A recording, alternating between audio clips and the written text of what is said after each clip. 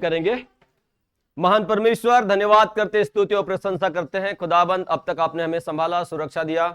हृदय के गहराई धन्यवाद करते हैं, अनुग्रह दे। जब हम परिवारों के विषय में सीखते हैं, हमने बीते समय में देखा कि नूह और उसके परिवार के कारण किस रीति से सारे सृष्टि में श्राप आया। नूह और हवा की अनाज्ञाकारिता कारण सारी सृष्टि नाश हो गई, प्रभु श्रापित हो गई। हमने देखा आदम के आज्ञा उल्लंघन के कारण भूमि के ऊपर श्राप आया, लेकिन कैन के हत्या करने के कारण भूमि की ओर से मानव जाति श्रापित हुई। अनुग्रह दे पिता, जब हम और परिवारों के विषय में सीखते हैं, हम परिवारों के जीवनों से, उनके क्रियाकलापों से सीखने पाए और उनसे चेतावनी में मिलने पाए कि हमारा जीवन कैसे हो, ताकि हम और हमारा परिवार, जैसा वचन कहता है, तू विश्वास करे तो तेरे द्वारा तेरा घराना उद्धार पाएगा। खुदाबंद यीशु मसीह के नाम में ऐसा अनुग्रह दे पिता, ताकि हम अपने परिवार के लिए, अपने घराने के लिए आशीष का कारण ठहरे और आपकी महिमा का कारण ठहरे। धन्यवाद के साथ प्रार्थना उद्धार करता हमारे प्रभु यीशु मसीह के नाम में मांगते हैं, सुन दया से कबूल कर। आमीन और आमीन। हालेलुया। अभी हमने दो परिवारों के विषय में देखा था। कौन से? आदम का परिवार और कैन के परिवार, है ना। दो परिवारों को हमने अभी देखा। हमने क्या देखा? आदम के कारण और हवा के आज्ञा अभिलाषा में फंसने के कारण श्राप आया, श्राप के कारण मृत्यु आई और मृत्यु सारी दुनिया में फैल गई। आदम ने परमेश्वर के वचन का उल्लंघन किया और भूमि श्रापित हुई। लेकिन हमने देखा कि परमेश्वर ने जब कैन की और उसकी भेंट को स्वीकार नहीं किया तो कैन क्रोधित हो गया, दिमाग खराब हो गया। लेकिन परमेश्वर ने कहा, यदि तू भलाई करेगा तो तेरी भेंटे और तू स्वीकार किया जाएगा। हमने देखा कि परमेश्वर ने हमको क्यों बनाया। जैसा कि हमने इफिसियों 2:10 में देखा कि परमेश्वर ने आरंभ से ही हमको भलाई के काम करने के लिए बनाया गया है, क्योंकि लिखा है, यदि कोई भलाई करना जानता है, भलाई नहीं करता है, उसके लिए पाप है, और पाप का फल क्या है? मृत्यु है।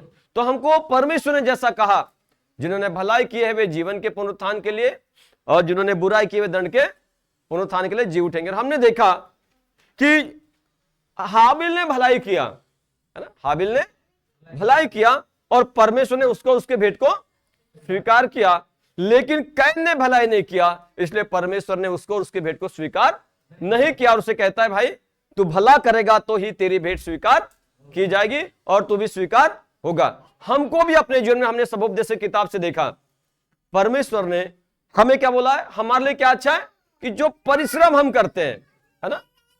हमारे लिए क्या अच्छा है कि जो परिश्रम हम करते हैं और अपना हिस्सा उसमें से लेते हैं, यह भी परमेश्वर ने हमारे लिए सुख का कारण ठहराया है ना। पर बोलता है, एक बड़ी बुरी बला है कि मनुष्य परिश्रम भी करता है, लेकिन बड़े दुख और घबराहट के साथ और बीमारियों के साथ भोजन करता है और अपनी आयु भर सिर पर थरथराते रहता है ना। परंतु हमको क्या करना है? जीवन भर जो परमेश्वर ने हमें समय दिया है, उसको हमको भलाई के साथ परमेश्वर की उपस्थिति में व्यतीत करना है। अब एक और परिवार के बारे में देखते हैं। जब आप 6वें अध्याय से पढ़ते हैं, है ना, उत्पत्ति के 6वें अध्याय से जब आप पढ़ते हैं 11वां अध्याय तक, ठीक है, उत्पत्ति 6 अध्याय से लेकर 11 अध्याय तक जब आप पढ़ते हैं तो यहां एक और परिवार दिखता है, वह है नूह का परिवार। ठीक है, यहां क्या है? नूह के परिवार में बाइबल कहती है। और यहां एक घटना भी है, नूह के समय में यह घटना है। और घटना क्या है? जल प्रलय का होना। कौन सी घटना है? जल प्रलय का होना। यहां एक व्यक्ति है जिसका नाम क्या है? नूह। परमेश्वर कहता है, जब आप उत्पत्ति की किताब और उसके 5 अध्याय को पढ़ते हैं, है ना, उत्पत्ति किताब उसके 5 अध्याय को जब आप पढ़ेंगे, 6 अध्याय को, जब आप उत्पत्ति किताब उसके 6 अध्याय को पढ़ते हैं तो 6 अध्याय के 5 पद से लेकर 8 पद तक पढ़े। उत्पत्ति 6 अध्याय 5 से 8 पद। यहां एक और घटना है। उत्पत्ति 6 अध्याय 5 से 8 पद पढ़िए। यहोवा ने देखा कि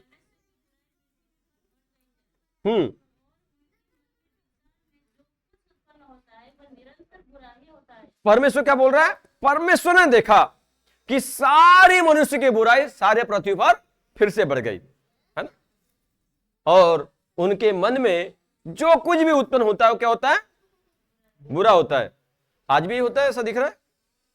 मनुष्य के मन में जो कुछ उत्पन्न होता है वो कितना प्रतिशत अच्छा और कितना प्रतिशत बुरा उत्पन्न होता है? विचार, चलिए बताइए।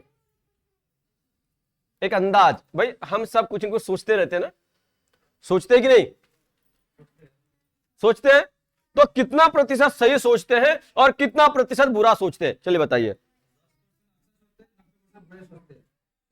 चलो, आप सहमत हो भाई से? इनने जो बोला सही बोला, गलत बोला? इधर इधर वाला कोई बोल ही नहीं रहे। मोबाइल साथ में रख दो नीचे, मोबाइल की भी जरूरत नहीं है, ठीक है? भाई ने जो बोला सही बोला, गलत बोला? मनुष्य के में उत्पन्न होने वाली कितनी बातें अच्छी होती है? 10% बातें अच्छी होती है और 90% बातें बुरी होती है। कारण मालूम आपको क्यों ऐसा होता है? इनके होने का कारण क्या है? इनके होने का कारण क्या है? श्राप, ठीक है, परंतु उसके पीछे एक कारण है और वह है भजन संहिता 119 का 11। उसका मुख्य कारण भजन संहिता 119 का 11 पद पढ़िए। वो जो अभी पढ़ रहे थे उसको खत्म नहीं करना, उसको आगे पढ़ेंगे। 11।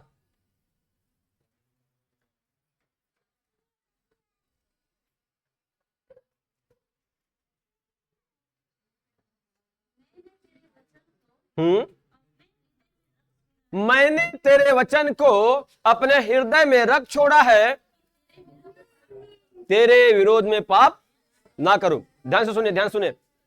मैंने तेरे वचन को अपने हृदय में रख छोड़ा है कि तेरे विरोध में पाप ना करो। आपको मालूम है ये 90% बुरे विचार हमारे मन में क्यों आते हैं?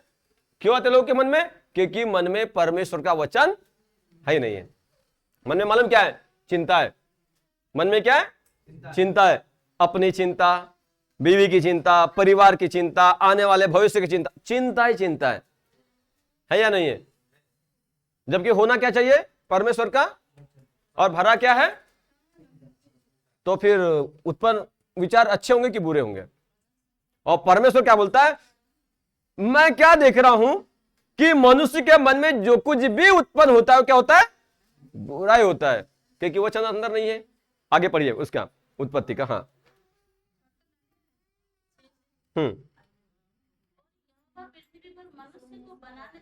देखो, परमेश्वर धरती पर मनुष्य से बनाने को, अब सोचिए, रात दिन हम प्रार्थना करते हैं, सब कुछ करते हैं, लेकिन वचन के अनुसार नहीं चलते होंगे तो यीशु मसीह पछताते होंगे कि नहीं होंगे? मैंने क्या जबरदस्ती इन लोगों के लिए अपने खून को बहा दिया।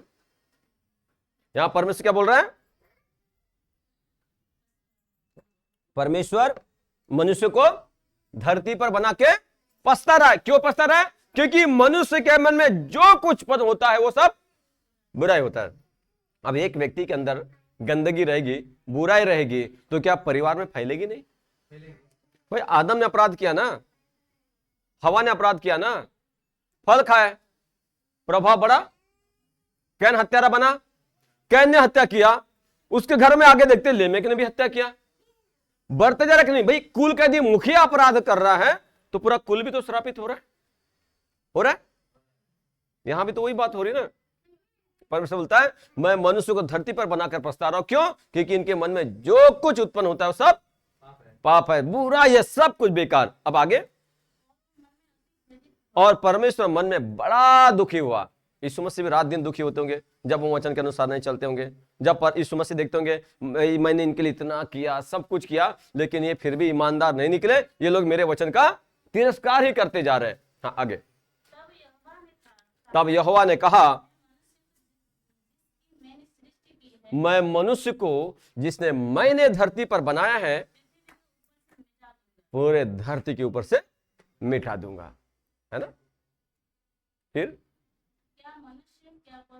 क्या मनुष्य, क्या पशु, क्या रेंगने वाले जंतु, क्या आकाश के पक्षी, सबको मिटा दूंगा। गलती किसने किया?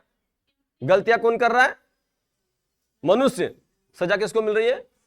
सारे प्राणियों को, है ना। गलती कौन कर रहे हैं? हम। लेकिन पशु पक्षी को भी सजा मिल रही ना। सोचिए कितनी खतरनाक बात हुई होगी। एक कल्पना करिए, जब परमेश्वर ने अदन की वाटिका में सब जानवर को बनाया, वहां रखा, उनके अंदर प्यार था कि नहीं था? भाई ये कि भाई वहां तो लोग शिकार करते ही नहीं थे ना, वहां किसी का खून बहता ही था अदन की वाटिका में, सब बड़े प्यार मोहब्बत से रहते थे। लेकिन आज्ञा उल्लंघन के कारण सारा का सारा मामला खत्म हो गया। हिंसक बन गए सारे प्राणी, मनुष्य हिंसक बन गया, सारे प्राणी हिंसक बन गए, सब अपने स्वार्थ के लिए जीने लगे, लूट खसोट करने लगे, जो कुछ भी मन में हो रहा है सब कुछ बुरा हो रहा है। और परमेश्वर क्या बोलता है? मैं सबको नाश कर डालूंगा। क्या पशु, क्या पक्षी, पक्षियों ने क्या बिगाड़े बेचारियों ने? वो तो आसमान में उड़ते, घोंसले जमीन पे, जाड़ों में भी घोंसले बनाते हैं। पशु लोग जंगल में रहते हैं, क्या बिगाड़ा? लेकिन मनुष्य की गलतियों के कारण, मनुष्य के अपराधों के कारण परमेश्वर उनको विनाश करने की बात कर रहा है। आगे क्या लिखा है? हाँ, परंतु यहोवा के अनुग्रह की दृष्टि नूह पर बनी रहे। अब सोचिए, इतने सारे लोग हैं, है ना, कितने लोग हैं? ढेर सारे लोग हैं, लेकिन परमेश्वर सबको नाश करने के लिए तैयार है। फिर भी परमेश्वर नूह के ऊपर दृष्टि रखा, क्योंकि परमेश्वर के नजरों में नूह धर्मी होगा, परमेश्वर का भय मानने वाला होगा। हो सकता है जो दुनिया के लोग जो कुकर्म करते थे, हो सकता है दुनिया के लोग जो पाप करते थे, वो नूह नहीं करता था। इसलिए तो बाइबल कहती है कि नूह के ऊपर परमेश्वर की दृष्टि बनी रहे। दुनिया नाश करने, परमेश्वर दुनिया को नाश करने निकल गया, लेकिन परमेश्वर नूह को बचा लिया। नूह को आज्ञा दिया, क्या आज्ञा दिया? नाव बनाने का, है ना। क्या आज्ञा दिया है? नाव बनाने का। कितने साल लगे मालूम नाव बनाने को? संख्या साल का वर्णन नहीं है, लेकिन उसके उम्र के अनुसार जब लोग कैलकुलेट करते, जोड़ते हैं, तो 80 से 100 साल लगे जहाज बनाने को। कितने साल? 80 से 100 साल। अब एक बात सोचिए, जब परमेश्वर ने बोला, हाँ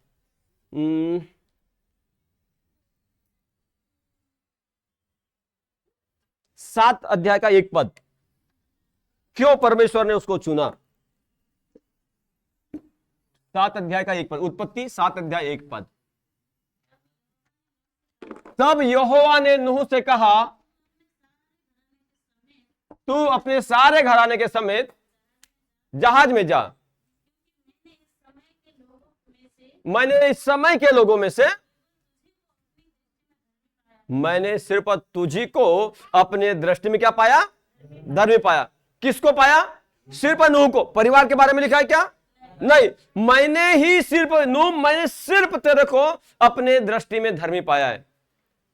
अब सोचो, वो जिस क्षेत्र में रहता था, मैदानी क्षेत्र नहीं था, पहाड़ी क्षेत्र था, है ना। जब आप उत्पत्ति के 9 अध्याय से 6 अध्याय के 9 पद से लेकर 22 पद तक पढ़िए।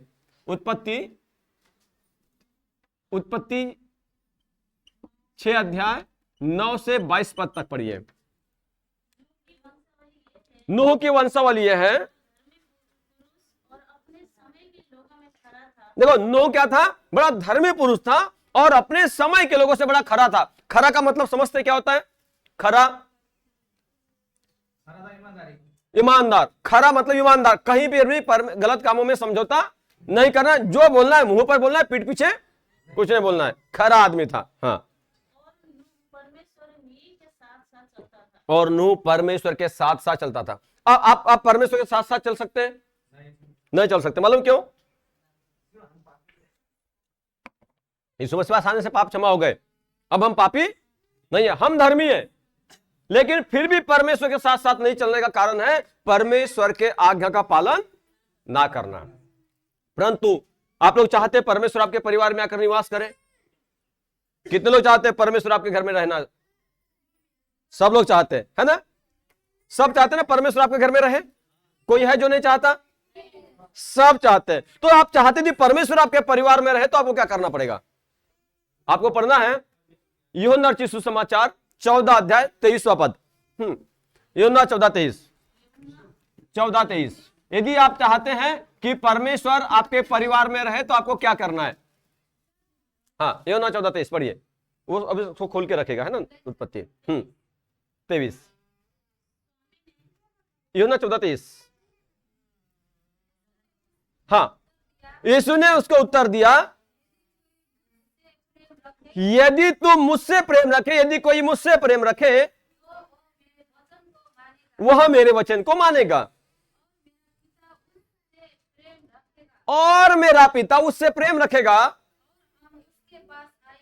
और हम उसके पास आएंगे और उसके साथ वास करेंगे। यदि यीशु मसीह कहते हैं, यदि कोई मेरे वचन को मानेगा, यदि कोई मुझसे प्रेम रखेगा तो हम उसके पास आकर उसके संग क्या करेंगे, वास करेंगे। परमेश्वर हमारे परिवार में रहना चाहता है, परमेश्वर हमारे परिवार में रहना चाहता है, परमेश्वर हमारे साथ रहना चाहता है। बाइबल कहती है कि नूह परमेश्वर के साथ साथ चला। किसके साथ? और जब नूह परमेश्वर के साथ साथ चला, उसकी आज्ञा को पालन करता रहा, और इस कारण से बाइबल कहती, परमेश्वर बोलता है नूह को, नूह तो सारे मनुष्यों में से सिर्फ तू ही मुझको धर्मी मिला। अब सोचिए, इतने सारे लोग दुनिया में हैं, उतने सारे लोगों में सिर्फ धर्मी कौन था? एक ही, सिर्फ नूह बंदा धर्मी था। और इस कारण परमेश्वर बोलता है, सुन, मैं धरती पर जल प्रलय पर। हाँ, पढ़िए सिस्टर आगे।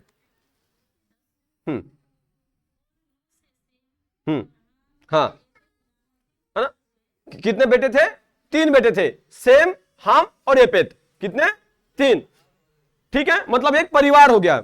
पहले नूह अकेला है, लेकिन बाद में उसके शादी के बाद 3 बेटे हैं, शेम, हाम, येपेत, मतलब एक परिवार की कहानी है। आगे,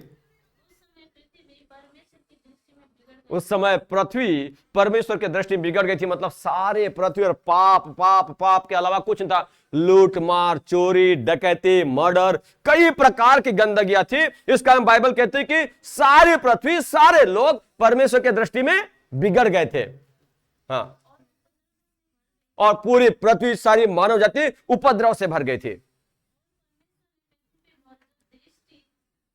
और परमेश्वर ने पृथ्वी पर जब दृष्टि की तो क्या देखा? वह बिगड़ गई है, क्योंकि सारे मनुष्यों ने, सारे प्राणियों ने, सारे पृथ्वी पर अपना अपना चाल चलन बिगाड़ दिया। हाँ, तब परमेश्वर ने नूह से कहा, सब प्राणियों का अंत तो करूंगा, क्योंकि सारी पृथ्वी मेरे सामने बिगड़ गई, सारे मनुष्य बिगड़ गए, उनके मन में जो कुछ उत्पन्न होता है सब कुछ बुराई होता है, इसलिए मैं नाश कर डालूंगा।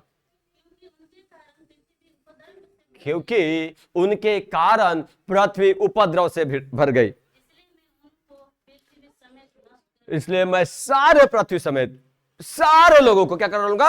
नाश कर डालूंगा। हाँ, इसलिए तो गोपे वृक्ष की लकड़ी का एक जहाज बना ले, उसमें कोठरिया बना, भीतर बाहर राल, मतलब ऐसे गोंद लगाना कि वो सब चिपक जाए, पानी अंदर बाहर आ ना सके। इस प्रकार से, इस रीति से, ढंग से तो इसको बनाना। जहाज की लंबाई 300 हाथ, चौड़ाई 50 हाथ और ऊंचाई 30 हाथ की हो। जहाज में खिड़की भी बनाना,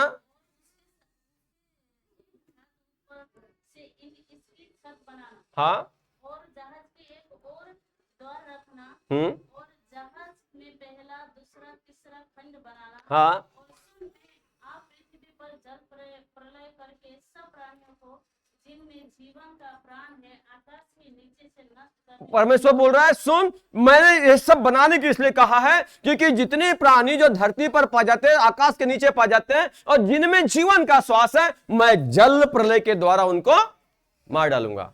हाँ, और सारे के सारे लोग जो पृथ्वी पर क्या हो जाएंगे? सब मर जाएंगे। हाँ,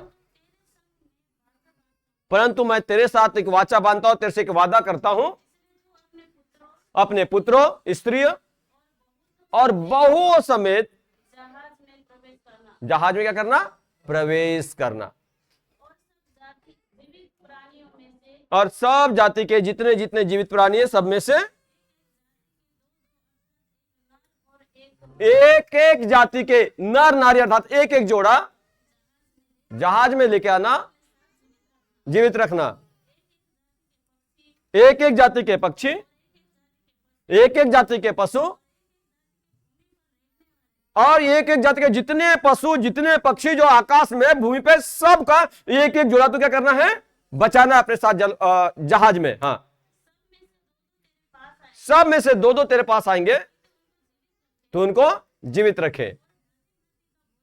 और भांति भांति का भोज्य पदार्थ, हाँ, अपने पास इकट्ठा रखना। सबको लेकर तू अपने पास जल प्रलय के पहले जहाज में क्या करना है, इकट्ठा रखना है, उनके भोजन के जो तेरे लिए, तेरे परिवार के लिए और जितने पशु पक्षी हैं उनके भोजन के लिए होगा। परमेश्वर की इस आज्ञा के अनुसार परमेश्वर की आज्ञा के अनुसार नूह ने किया। हालेलुया। वचन किसके पास आया, नूह के पास। क्या बोलता परमेश्वर नूह को, सुन नूह, मैं सारे पृथ्वी पर जल प्रलय लाने पर हूं और सारे लोगों को मैं नाश कर डालूंगा, क्या पशु क्या पक्षी मैं सबको नाश करूंगा, परंतु फिर भी एक एक जोड़ा, एक एक पशु पक्षी का एक एक जोड़ा मैं तेरे पास भेजूंगा, तो उनको अपने साथ क्या करना है, जहाज में रखना है। सब हिस्से बनाए, कैसे घर बनाना है, क्या बनाना है, कैसे खाने बनाना है, सब कुछ परमेश्वर ने बताया। किसको बात किया परमेश्वर ने, नोहा से। एक नोह क्या है, यहां एक अकेला व्यक्ति है। नोहा क्या है, एक अकेला व्यक्ति है, लेकिन परमेश्वर ने क्या बोला, जो जहाज तू बनाएगा उसमें तू और तेरा परिवार प्रवेश करेगा, तू और तेरा परिवार। एक व्यक्ति की आज्ञा मानने से पूरा का पूरा परिवार सुरक्षित है। नूह कौन है घर, नूह कौन है घर का, नूह कौन है घर का, अपने मुखिया है ना, मुखिया, मुखिया समझते ना, घर का मेन है ना। नूह कौन है, घर का मुख्य आदमी है। और उस मुख्य आदमी को परमेश्वर ने बोला, नूह मैं सारे सृष्टि को नाश करने पर हूं, परंतु तू मेरे नजरों में धर्मी है। और वो परमेश्वर के संग संग चलता रहा। और जब जल प्रलय की बारी आई, परमेश्वर बोलता है, नूह तू जहाज बना। कौन से वृक्ष की लकड़ी, गोपेर वृक्ष की लकड़ी। और गोपेर जो वृक्ष है वो बहुत हल्का वृक्ष होता है, उसकी लकड़ियां बहुत हल्की होती है। आप सोचिए, नूह जिस क्षेत्र में रहता था वो पहाड़ी क्षेत्र है। कैसा क्षेत्र है, और कभी पहाड़ पर आपने बाढ़ आते देखे, कभी आता है पहाड़, कभी डूब सकता है बाढ़ में। नूह प्रश्न भी तो पूछ सकता था, क्या प्रभु मजाक कर रहा है, इतने बड़े पहाड़ में कहां से बाढ़ आएगी, क्योंकि पहाड़ के ऊपर जो वर्षा होती है उसका पूरा का पूरा पानी तो नदियों से, नालों से नीचे आ जाता है।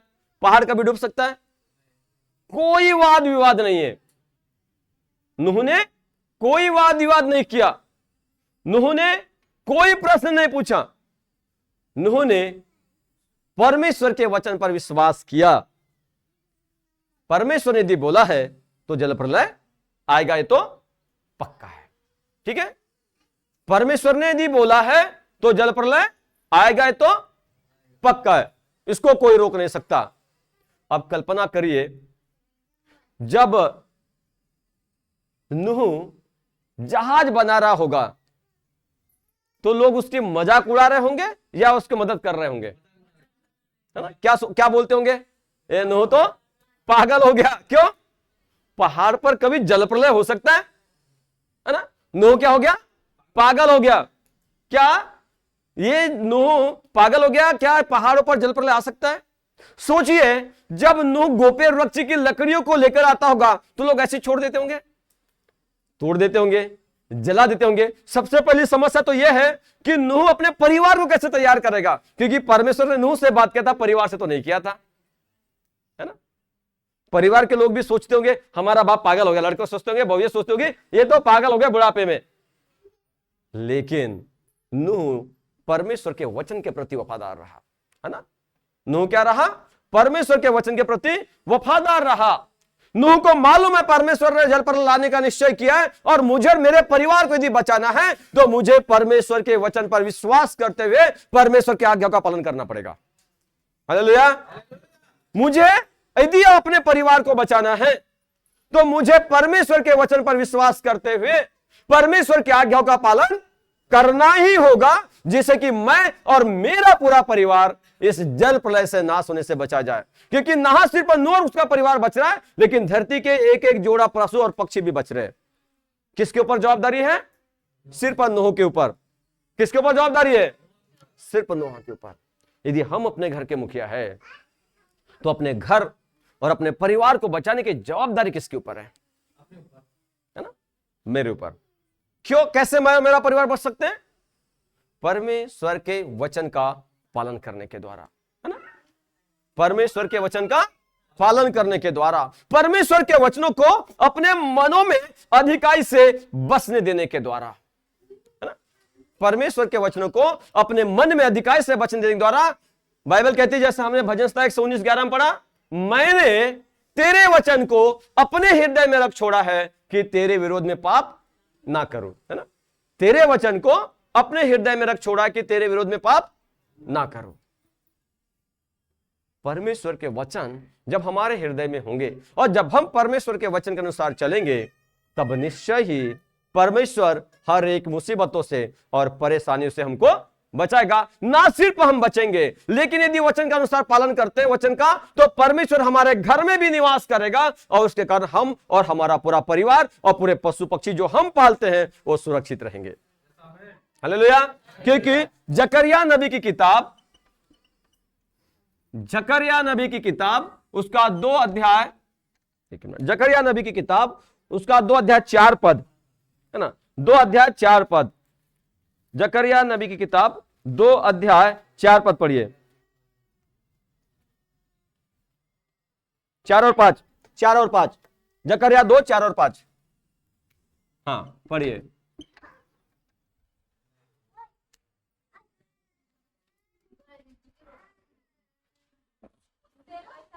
हाँ, यहोवा उससे कहता है, दौड़कर इस जवान से कहे,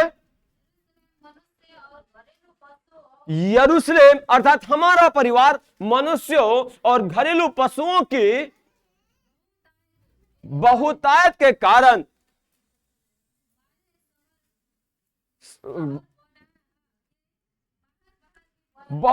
यरूशलेम मनुष्यों और घरेलू पशुओं की बहुतायत कारण शहर पनाह के बाहर, शहर पनाह समझते ना, बाउंड्री वॉल, है ना? घर के आसपास जो सुरक्षा के लिए बाउंड्री वॉल बनाते हैं उसको शहर पनाह बोलते हैं। और यहां परमेश्वर कहता है, जाकर उस जवान से कह, क्या कह? कि यरूशलेम मनुष्यों और घरेलू पशुओं की बहुतायत के कारण शहर पनाह के बाहर बाहर बसा करेगी, और मैं स्वयं, क्या बोलता परमेश्वर? कौन? मैं स्वयं इनके लिए आग किसी शहर पनाह ठहरूंगा। मतलब दुष्ट हमारे घर में प्रवेश नहीं कर सकेगा। जिनके पास मेरे वचन है और जो उन्हें मानता है वही मुझसे प्रेम रखता है, मेरा पिता भी उससे प्रेम रखेगा और हम उसके पास आकर वास करेंगे। एक व्यक्ति के आज्ञा पालन करने के द्वारा या तो पूरा परिवार नाश हो सकता है, या एक व्यक्ति के आज्ञा पालन करने के द्वारा पूरा परिवार, उसके घर के पशु पक्षी सब सुरक्षित हो सकते हैं। हालेलुया। क्या करना है हमको?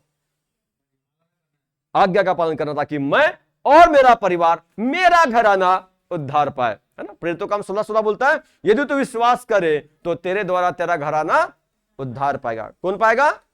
पूरा घराना, मात्र परिवार नहीं परंतु पूरा घराना उद्धार पाएगा। हालेलुया। क्या करना है? कितनी भी विपरीत परिस्थितियां आए, ऐसा लगे कि परमेश्वर गलत बोल रहा है, लेकिन तब भी हमको परमेश्वर के वचन पर विश्वास करना है। भाई पहाड़ी पर नूह का घर बना है, पहाड़ी पर नूह रह रहा है, और यदि परमेश्वर बोले मैं जल प्रलय लाने वाला हूं पहाड़ पर, तो कौन सोचेगा? कोई विश्वास करेगा? है ना?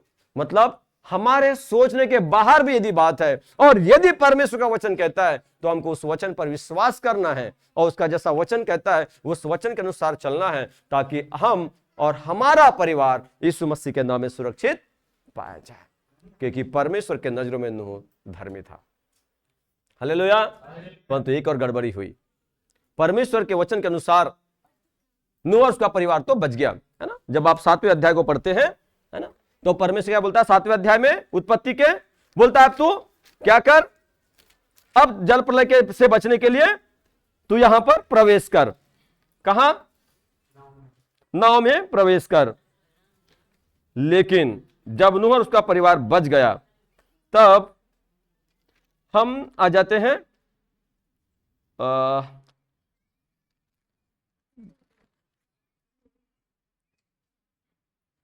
9 अध्याय 18 पद से लेकर 27 पद तक के। उत्पत्ति 9 अध्याय 18 से 27 पढ़िए। उत्पत्ति, एक नुकसान हुआ, एक तरफ तो जल प्रलय से बच गए, लेकिन दूसरी तरफ एक नुकसान भी हुआ। ध्यान से सुनना। उत्पत्ति 9 अध्याय और उसके 18 पद से लेकर 27 पद तक के। नूह के पुत्र जो जहाज में से बच निकले वो सेम, हाम और एपेत थे। हाँ, हाम कनान का पिता हुआ। हाँ, और नूह का वंश सारे पृथ्वी पर फैल गया। हम जितने सारे दुनिया में रहते हैं, हम नूह के वंशज हैं। जल प्रलय के बाद एक ही परिवार बचा और वो था नूह। वो कौन था? नूह। लेकिन फल खाए थे ना पहले, उसका असर यहां भी है। असर खत्म नहीं हुआ है, असर अभी भी है। आगे पढ़िए। नूह किसानी करने लगा, दाख की बारी लगाई। क्या पीने लगा? दाखरस नहीं, दाख मधु। ठीक है, दाखरस तो प्रभोज के लिए उपयोग किया जाता है। दाख मधु मतलब शराब पीने लगा। क्या हो गया? मतवाला हो गया। क्या हो गया? एक गलती उसके अंदर। भाई पहले अच्छा खासा था ना, काहे को दाख की बारी लगा दिया? दाख की बारी लगाया, शराब बना लिया, शराब पीकर मतवाला हो गया। ये सबसे बड़ी बुराई की जड़ है ना? कोई पीता तो नहीं यहां से? कोई है जो पीता है?